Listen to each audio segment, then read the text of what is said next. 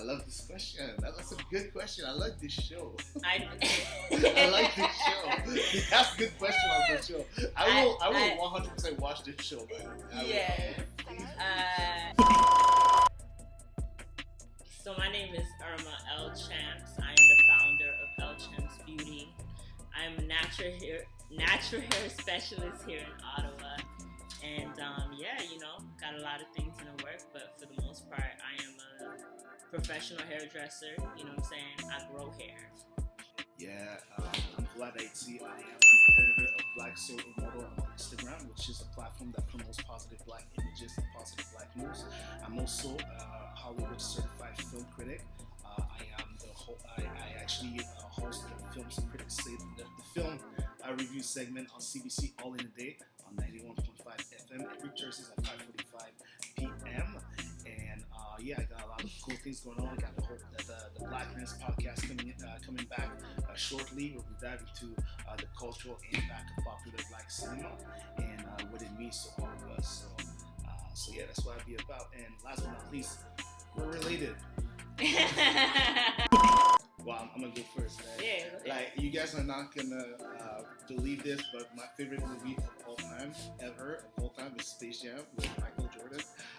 Because listen, no, but that's a good movie though. It really is, yeah. It really is. Like, Space Jam is like is the greatest movie ever made in my opinion.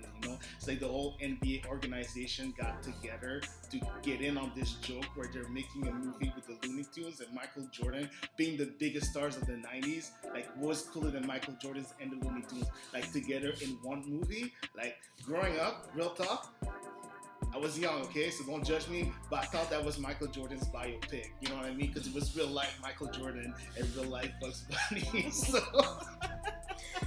I really believe that. No, but that movie's a classic though. It is, you know what I'm saying? So I'm looking forward to the sequel coming out with LeBron James. I got a lot of high hopes for this one, and make sure to tune in on CBC All in the Day at 5:45 p.m. every Thursdays. Because that's where I'll be talking about it when it comes out, and I definitely will. What about you? What's your favorite Black movie? We actually did an interview on the Black Lens about this movie, so you guys should tune into that and watch that episode. But my favorite movie is Baby Boy. Of course, that's a classic. If you grew up in the hood or grew up in the projects, that was definitely a movie that you kind of looked up to.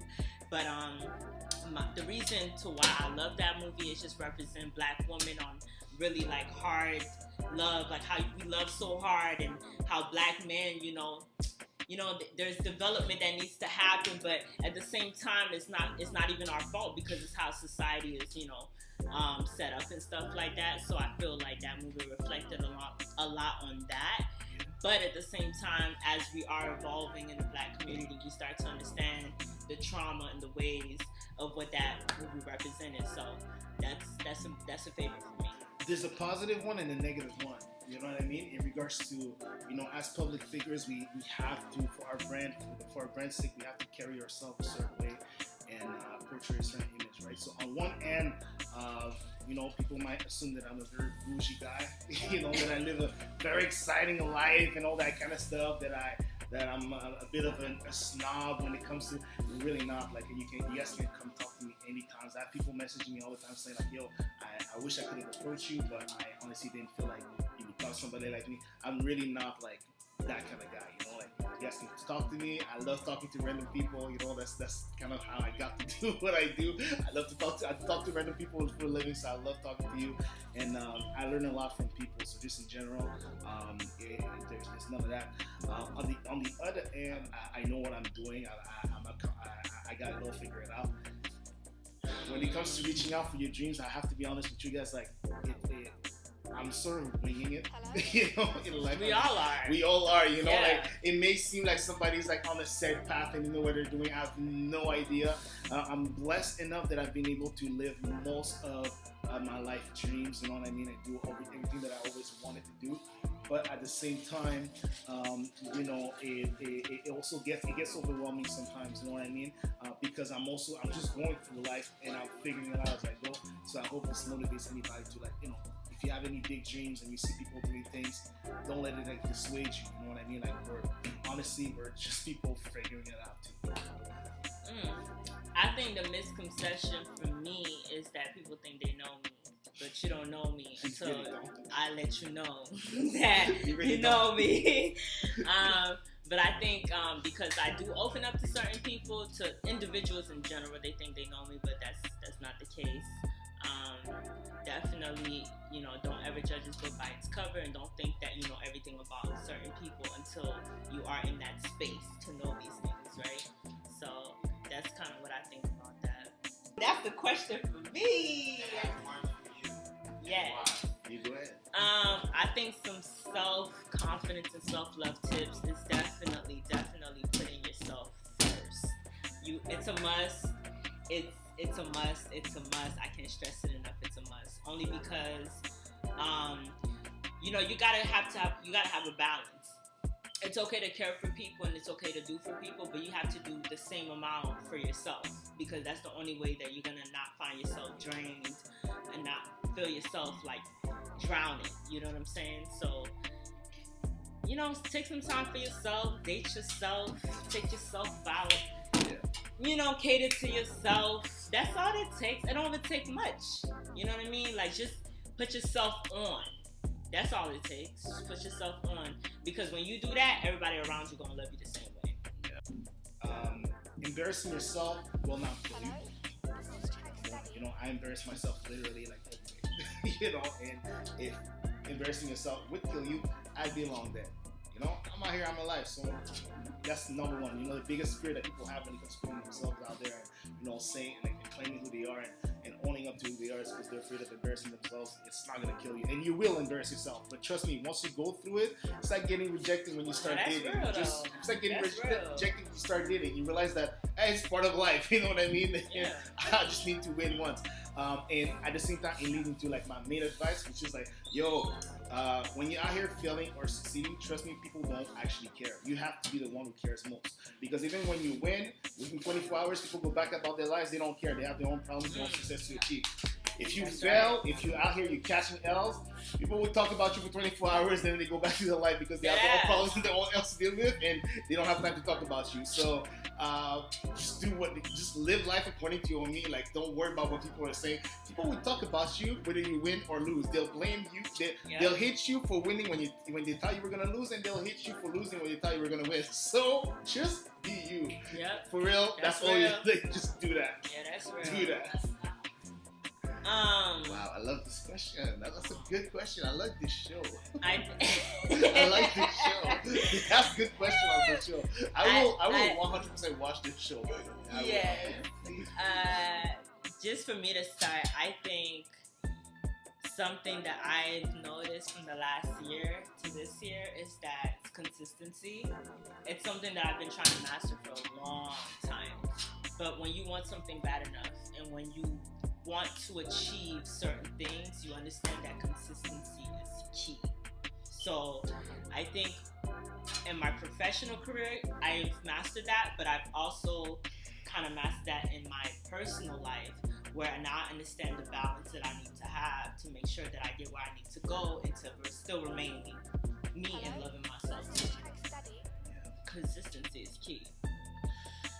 Yeah, I would say for me it's knowing who I am, knowing deeply, on the soul level, understanding who I am. That's definitely, during the pandemic, we're sitting down, there's not much to do, so you're stuck with yourself. So you kind of have to get to know yourself. Oh, yeah. And you know what I mean? Yeah. And the things that what I've come to realize, one of the lessons that I've come across in life is that we are 100% wrong and 100% right at the same time. Because 100% of what I live is not what will never equate to, sometimes not even 5% of what you live, no matter how similar we are. So because of that, I can be 100% wrong about people, despite the fact that it doesn't change anything in my life. Just like people might be 100% wrong about me. You know what I I mean? And it will not change their lives in any sort of way. Dropping gems. So based on that, dropping mad gems, like. No, because of that, like I feel that people, you know, you gotta understand, you gotta accept the fact that, you know, as much as you think you know somebody, you might truly only know 5% of who they are. And as much as you know somebody, as much as you feel like somebody might know you and tell you something about yourself that, you know, doesn't feel right, doesn't feel true, whatever, they only really know 5% of who you are. So being able to differentiate that, like, that's what I'm still working on that. It's not easy, you know. It's like you go through life. I think it's a lifelong process because you're always discovering who you are. But that's making it. Shit, now they're gonna have me talk about Bay. What's the most attractive trait in that partner that I'll go first because she's gonna wanna take most of the floor. Me, it's like this nigga. Like, listen, me, honestly, like, you gotta make me laugh because real talk, like, I'm about to gas myself. Sorry if I come across as arrogant, but it is what it is. I'm literally one of the most charismatic, funniest people that I know. So in a dynamic, if I'm with somebody that can make me laugh more than I laugh at my own stupidity, my own self, my own cleverness, whatever it is, yo, you got me. If I'm laughing, if I'm with you and I'm laughing, yo, you're unique. You got me. That's what it is. I think a quality that I like to have in my partner is just you being absolutely yourself. Like, it needs to feel like I know you for a long time. You know what I mean? It just meshes, like it just goes good. But for the most part, it's just knowing who you are and knowing what you're about and knowing what you want. That's what it is for me. Yeah. Straight up. Yeah. No, because honestly, yo.